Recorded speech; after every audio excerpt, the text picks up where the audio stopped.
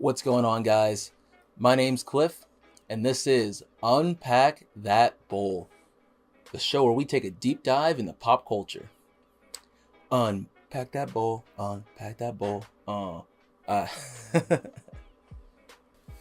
This episode, we're going to take a deep dive into the Marvel Cinematic Universe, Phase 3. This is the final of the series, so let's just get through it. I just want to do a quick preface, say thank you guys for watching these videos, and hopefully I can do more series. Maybe there are some other movies out there that deserve to be criticized and looked at. But without saying too much, let's go ahead and get into our first movie in Phase 3. Now I'm going to do it a little different for this one. First, I'm going to talk about the good in this movie, because there's a lot. But I'm going to end it talking about the bad, because while I did enjoy the movie, there were just some things in it that I couldn't ignore because it made my brain hurt. We also can't escape this critique without comparing this movie to another movie that was released, Batman vs Superman. I watched it 4 or 5 times. I don't know why, but let's talk about Civil War. While not a perfect movie, the ideological divide and the ensuing conflict is well developed in Captain America Civil War. Speaking of Batman vs Superman, one of that movie's biggest problems was the character motivation. It really messed up who Batman and Superman are. This is not the case in Civil War. The story is fully fleshed out. The characters, including Steve Rogers, are in an arc from start to finish. This movie is also incredibly funny. From Spider-Man to Ant-Man and even some of the more main characters. This was something that was really absent again from Batman vs Superman, and it really helps alleviate the tension. And there's still plenty of action, tension, and suspense in this movie. But finally, the acting from just about everyone involved is pitch perfect.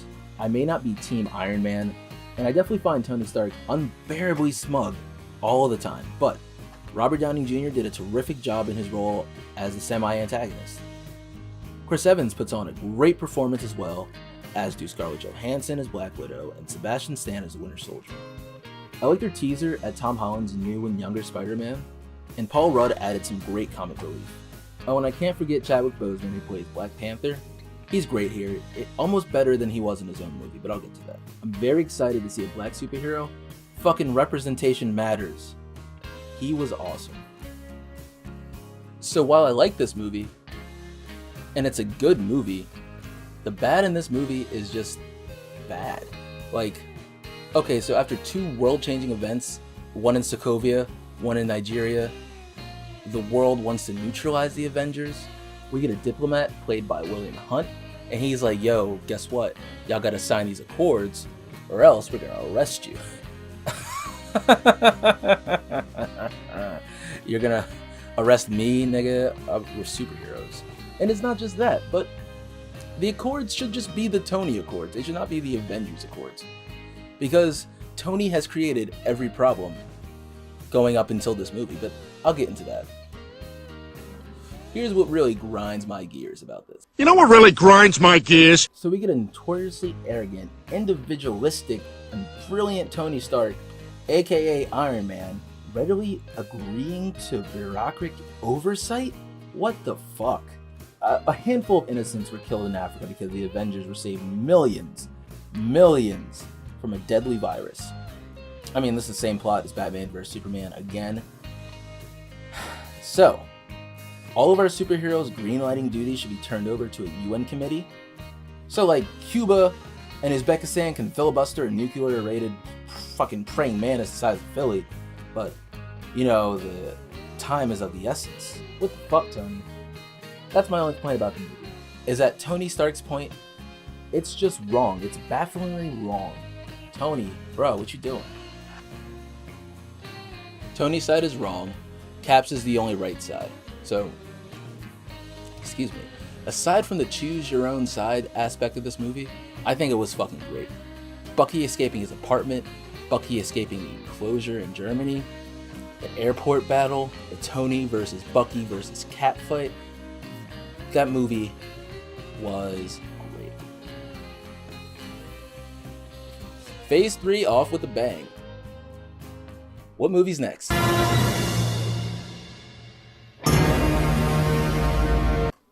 Alright, great movie. It's rolling. Benedict Cumberbatch is a great addition to the pantheon of Marvel heroes. Welcome to the stable, bruh. Working from a screenplay that he co-wrote with John Spathis and C. Robert Cargill, director Scott Dickerson more than makes up for his lame remake of The Day the Earth Stood Still. Dickerson balances story and spectacle to deliver an almost perfect Marvel film. Cumberbatch plays Doctor Strange, who starts off as an arrogant and more douchebaggy Tony. He learns the hard way that he is not the center of the universe, and he goes from egotistical jerk to a hero of epic proportions that is still just a little bit egotistical. Equally splendid are director Scott Dickerson's chase scenes, which make up for what they lack in plot innovativeness by mashing up the shifting cityscapes of Inception and confounding visual loops of the artist MC Escher, and they throw in a little bit of magic. It's so cool. For as much good as this movie gives us, there's some bad in it too. For example, I like Rachel McAdams, but I don't like her here. There's no point of her character being in the movie. In fact, I think they could have had him have a friend. There's no point of him having a romantic interest in the movie because he's an asshole. But that's not the only problem with this movie. Maybe it's not a problem per se, but I don't think Doctor Strange really learns his lesson. He only becomes less of an asshole, just a little bit. He's humbled by his injuries, but then he very quickly becomes the most powerful wizard. And then he's like, alright, I'm back on top of the world, I'm an asshole again. I don't need to be a doctor because I'm the Grand Wizard. Oh, he'll save the world, sure, but he's gonna gloat about it. It's the latest. A giddy, enjoyable Doctor Strange is part of Marvel's strategy for world domination. Yeah, it's also visually transfixing, so beautiful and nimble that you might even briefly forget. So while Doctor Strange was a good movie, it didn't do anything new. It didn't invent the wheel, it didn't even reinvent the wheel. We just got another Tony archetype, but it was entertaining. So, 7.5 out of 10.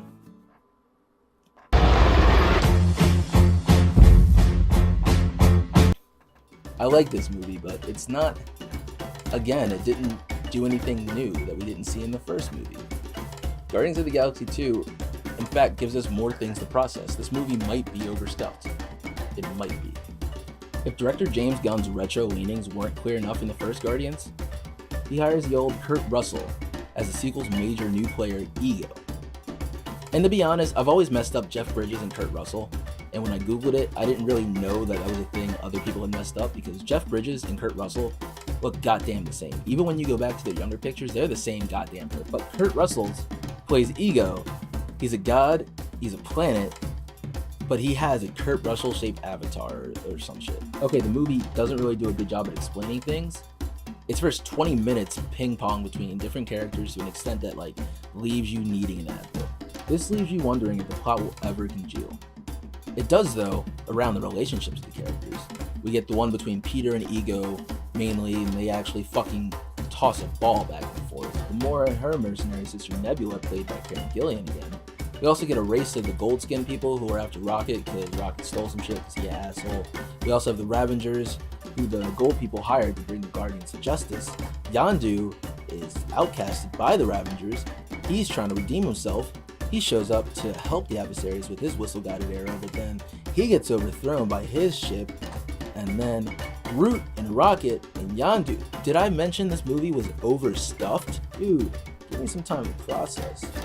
There's a lot in this movie to process, but we also get a lot of good interactions. We get introduced to Mantis. I think she's a great addition to the Marvel Cinematic Universe. We get some humor between Gamora and Peter and Drax and Ego. We get the scene where Rocket and Yondu are locked up and they need Groot to get him his fin. And Groot keeps bringing shit back and he brings back a toe. And Rocket turns to Yondu and he's like, you guys keep box full of toes? And Yondu's like, no. We stole somebody's toe and they didn't wake up? Alright. No, it's great. Much of the film's humor has to do with the stupidity resulting from efforts to look cool. One villain, who's given himself the name Taserface, is mocked repeatedly for his ineffectuality to be threatening. In another scene, Peter compares Yondu to Mary Poppins. As they're going up in the sky, he's like, you like Mary Poppins. Is he cool? Hell yeah, he's cool. I'm very poppin', y'all!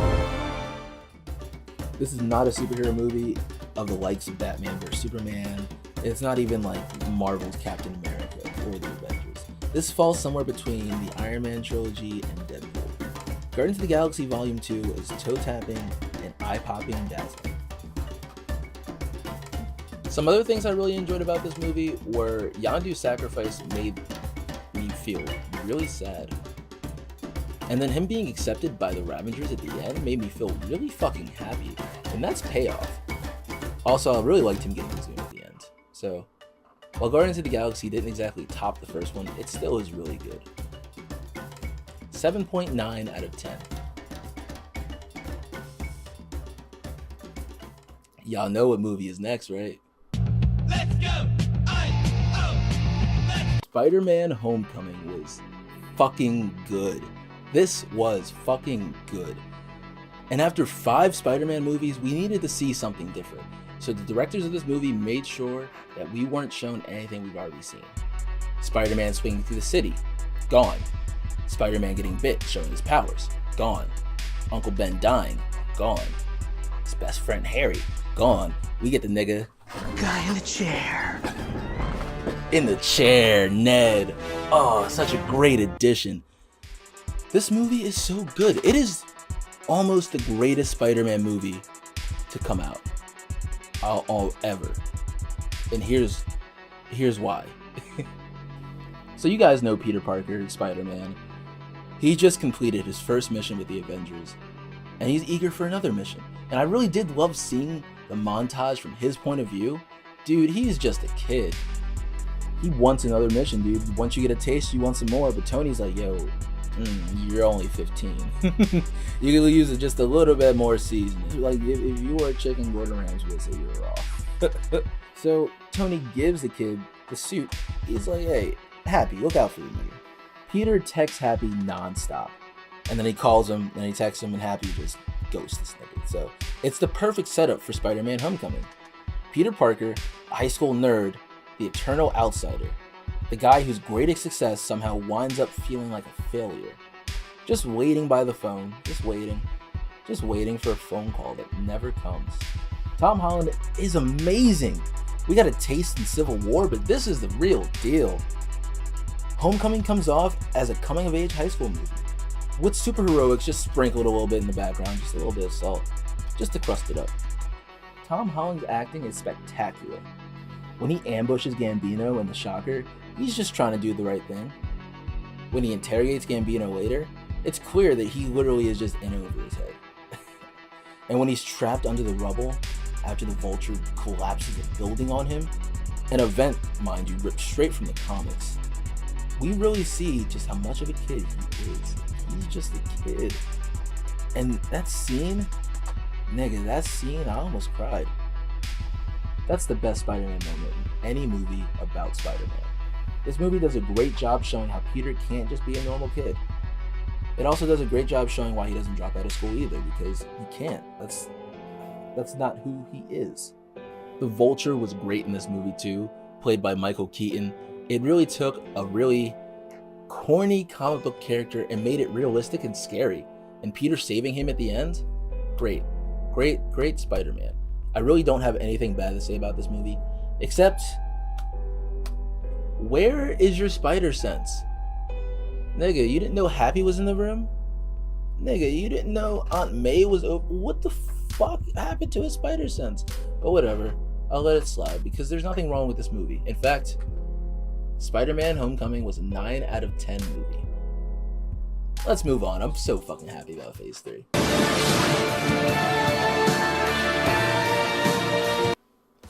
Fucking finally, we get a Thor. We get a really good Thor movie. You know how long I've been waiting to watch again? Two Thor movies that were trash. And Thor Ragnarok is good. Let's talk about it. This movie was so good, it actually made me retroactively hate the other 2 movies even more. But first, let me talk about some of the bad Thor that we're used to. If this revamp has one downside to Thor's character, it's that it almost makes him just as quippy as Tony and Doctor Strange. As far as the villain goes, Hela's character motivations don't really make sense.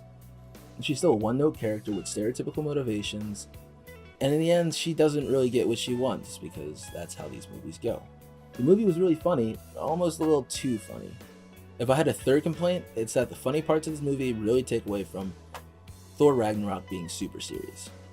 But this movie was so fucking good, and I'm really thankful that not even Hela's bitch ass can stop this from being a good movie. The revamping of Thor has him a happier and more wittier and jokier, and that's a great addition to his character. He's no longer a brooding, stuck-up, stupid, jockish character. Thor is more relatable, he becomes more jokey, and I know we haven't had enough of these, but shit, Thor was so dry, he needed a little sauce, and I liked it. This movie has character. The way the scenes are filmed, specifically the Valkyrie and the Hela scene, were a direct display of how they wanted this film to feel. Bright and light and goofy, but still dark. It definitely took a page from Guardians of the Galaxy and the Ant-Man series, and it works here. Tom Hiddleston, Idris Elba, Mark Ruffalo, and Tessa Thompson were also amazing here. For once, Hiddleston is joined by other actors and actresses who enjoy their jobs. Look at what happens when good actors get on film with other good actors. Holy shit! This feels like a positive step forward in Thor's journey to being a great ruler. And more importantly, it's a positive step on the journey to having good Thor movies. The end battle was cool too. Having Thor and the gang fight Hela, and Thor eventually realizing that he can't beat Hela, so he has to start Ragnarok to destroy Asgard, because Asgard isn't a place, it's a people. And then Hela dies, and the Asgardians leave off, and the movie ends. But if you watch the after credits scene, Thanos shows up, and then Infinity War. We'll talk about that. But Thor Ragnarok was such a good movie. Shout out to Thor. 8 out of 10 movie. Let's move on. Didn't I say representation matters, huh? Didn't I say representation matters? Black Panther was lit, and it 100% was a good movie. But, you know, Wakanda forever and shit. But it is not as great as everyone makes it out to be, and it unfortunately gets this close, but doesn't join the Marvel greats. And I'm gonna back up what I'm saying. I'm not just going against the grain here. Here's why. Going over the good first. It's good because representation matters. Growing up, we only had a handful of black heroes, and it was a part of my not reading comic books early. The only ones I knew were Static Shock, Cyborg, Green Lantern, and a couple others. That's very little for me to hold on to. Real quick, name your favorite Caucasian superhero. Batman, Superman, Flash. That's 3 off. It's a second. It's really amazing to see a majority person of color cast, and the supporting actors and actresses do a phenomenal job here. I love to see a big action black superhero movie. This means a lot for more than just me, but for the culture as a whole. Michael B. Jordan's Killmonger is probably Marvel's 3rd best hero, behind Josh Brolin's Thanos and Michael Keaton's Vulture. And I love seeing Wakanda. Wakanda was amazing. The conflict in this movie is real. If Africa became superpower and rose to become a technological giant, do they owe some sort of debt towards blacks all over the globe? Are they complicit if they don't act in helping restore equality? And we get the token white guys. But when T'Challa takes Eric to see the Wakandan sunset, and Eric says, Just bury me in the ocean with my ancestors that jumped from the ships, because they knew death was better than bondage. And the director, I don't even want to butcher his name, but Ryan Coolidge, he even said he didn't think Marvel would allow that. But Marvel was like, yeah, you got it, fuck it, we're not going to touch it. So yeah, this movie was far from perfect, and I don't mean to shit on it, but there was the bad, so we're going to look at it. It was a stereotypical movie that hit many beats movies before it hit. It was, think like the comic book Lion King. Not that this was a bad movie at all, it's just that Chadwick Boseman might suffer from the same effect Chris Evans got, because he just looks done with the shit. Every scene he looks like he just wants to be done with Marvel. The pacing is kind of weird towards the end of the movie, like right after Black Panther dies. And the writing is kind of cheesy. It works sometimes, but most of the times it doesn't. Some of the casting fell off, most of it was perfect. I actually only have a problem with the casting of Forrest Whitaker, and that's only because he's too famous. I wish there was someone who we didn't know, and that would have been cool. I also think that Chadwick Boseman was a better Black Panther in the Civil War movie than he was in his own movie. And I don't know how that happens. How does that happen? I hated the end battle. It was kind of cool, but Marvel's back to their old tricks with the villain being the same as a good guy, and we just had the one side of the army crashing into the other side of the army, and oh shit, they had rhinos. The rhinos were cool. Real quick, where were those niggas during Infinity War? But whatever. Yeah, I did like when Black Panther stabbed Killmonger, and Killmonger was like, hell of a move, because he was about to die, but he was like, damn, that nigga, yeah, that shit was nice. About to die. This was a 7 out of 10 movie.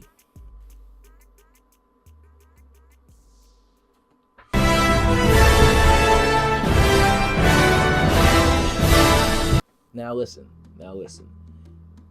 Just like you can't jump into this video now and be like, what the fuck is he talking about? This and that. Infinity War can't be judged as a movie alone, and I'm going to do it. But Infinity War has to be taken in as a collection of movies and a path and a journey to a certain spot. And it's right before the end. And that's Infinity War, and that's why this movie was so fucking good. So I'm going to talk about the good first, and at the end, we'll go over some of the bad, because it is still a movie. Did y'all peep Tony's suit? Before Infinity War came out, I was hypothesizing that Tony's suit was going to be made out of vibranium, but instead it's just his nanotech, so whatever. But let's talk about this. Leading up to Infinity War, the biggest question has been, what does Thanos want with these Infinity Stones? The question is answered in a film that presents a villain that's more nuanced, more complex, and arguably even sympathetic, way more than the comic book movie does. That's especially unexpected given that he's a purple alien, voiced by Josh Brolin, created from motion capture. It's also cool that they changed Thanos' motives here, from wanting to simply fuck death, to now he wants to cleanse the universe, and the only way to save it is to get rid of half of it. Some of the goofiest scenes in this movie work, and that's awesome. Also, the bleeding edge armor is the coolest shit in the Marvel Cinematic Universe.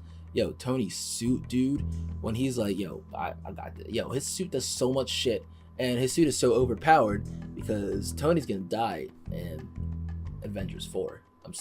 That's why he's so OP. But make no mistake, this is a Thanos movie. Thanos is the main character with the goals that he has, and he has an art. The Avengers and Guardians are split up and take different places, and they have different screen time. Like Iron Man, Spider-Man, Doctor Strange are fighting children of Thanos. Guardians and Thor are in space. Cap and Black Panther meet up with Bruce in Wakanda. And then by the end of the movie, Cap, Bruce, Thor, Black Widow, War Machine, some of the Wakandans, and Rocket are in Wakanda. Tony and Nebula are on Titan. And Thanos is with Russell Westbrook and Lil Dicky on a farm. If Loki would have left the Tesseract on Asgard, that shit would have been destroyed. Because Infinity Stones are not indestructible. We saw that when Wanda destroyed the Infinity Stone in Vision's head. The battles in this movie are really cool, and they properly display each character's full range of powers. There isn't a single character in this movie that holds back. And that's the difference between this movie and Justice League. Because in Justice League, they all do the same punch-kick maneuver. Each character has a different purpose in this movie, and they execute it properly. All the characters do things that they are true to their character and what they would do in their own movies. Especially Peter. Not Parker. Especially Peter Parker. Especially Peter from Guardians of the Galaxy. Quill. That's his last name. I didn't forget. What, a bad movie? Well, that's blasphemy. Loki's probably not dead. But if he is, thank you, Marvel. Either way, we'll see, but Loki's going to be Avengers 4, either in going back in time with Captain Marvel, or he's going to come back, so we're not done with you yet. But ultimately, there are too many pieces for this film to juggle. Team Cap gets put on the back burner, and I feel like this was Tony's movie, and Cap will have more to do in part 2, and I almost felt like it fell prey to the Spider-Man 3 effect of having too many pieces, but it didn't. I think this movie would be cool if we didn't see the aftermath of the snap. After Thanos snaps his fingers, we see our heroes crumble in the dust one by one, and it's sad, and I get it. I think if the movie ends here, though, at the snap, the second movie begins dealing with that aftermath. Because the movie ends on the snap, we're left guessing who got snapped, who didn't get snapped. our minds can be a crazy thing when thinking about the unknown. But it also makes sense that we got to see it, because there would be a lot for the filmmakers to fill in going into Avengers 4. There also are a lot of conveniences in this movie. Like, it's convenient how Gamora knew where the Soul Stone was, and it was convenient that the stone requires the sacrifice of a loved one, who Thanos only has because Gamora knows where it is. Also, why didn't Gamora play defense if she knew where the stone is? They have to know that there's no chance of preventing Thanos from getting other stones, and if you know where the stone is, do not go directly to Thanos. Any movie that leaves you this shook deserves to be called a great movie. Avengers Infinity War, 9 out of 10 movie.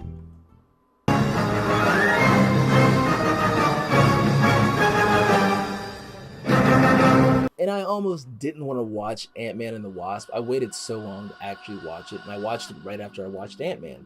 So it was right before I did these rewatches. And it was really cool, because after a really big spectacle that was Infinity War, we needed some hilarity and we need a really tiny scale thing, and that's what this movie gave us. After Thanos clicked his fingers and delivered the gut-punching ending that was Infinity War, it's nice that the MCU just got back up with a fighting, eager spirit, and they put out Ant-Man and the Wasp. I liked how the X and their family wasn't a problem. It really broke the stereotype of the new boyfriend is an asshole. Like, we've seen this in so many movies. Like, do you guys remember Mrs. Doubtfire and the scene where the ex-wife realizes that Mrs. Doubtfire is Robin Williams? That shit is crazy. And I think there are a bunch of Ben Stiller movies about that. Like the one where he's got the semen in his ear. And Something About Mary. Is that what it's called? Yeah. But we don't get that here. The whole family supported Scott. I love that. The antagonist here, Ghost, played by Hannah John Kamen, has no aspirations of world destruction. She just wants to live, and it gives the film a bouncy buoyancy and maneuverability that is frequently absent in other movies. And it may not be as significant to Marvel canon as, say, Black Panther, but the skittish wit and the playfulness wins us over. Ghost has a more sympathetic motive, putting her on a similarly urgent mission as our heroes. The supporting actors and actresses are great. The actress for the daughter, Abby Robert Fotson, was good, which was nice because kid actors usually suck. Michael Pena is great as always. I love Judy Greer, Michael Douglas, and Evangeline Lilly, and Michael Pfeiffer do amazing jobs here. It was nice to have small stakes. This film gave moviegoers laughs that they so dearly needed after Infinity War broke their heart. That post-credit scene definitely means it's got its most felt by the snap, right? Like, that nigga is stuck. He's like, guys? Oh, hey, so let's talk about the bad in Ant-Man and the Wasp. And first off, I just want to say that it was a good movie. The bad just dragged it down a little bit. Like, the plan was really convoluted. I don't like how time sensitive it was. Like, Scott was about to be off house arrest in 2 days, my nigga. Can it wait 2 days? Can we wait 2 days? Oh, well, no, the time aligns and this and that. Nigga, no, it didn't. Can we just wait? I bet you we find him. But that wasn't it. So let me get into what else happened. Like, there's literally no reason for the urgency that is in this movie. Scott is about to get off house arrest in 2 days. And the window is closing coincidentally with Scott's freedom. That's too close. I can't ignore the manufactured tension. Oh, the cliff.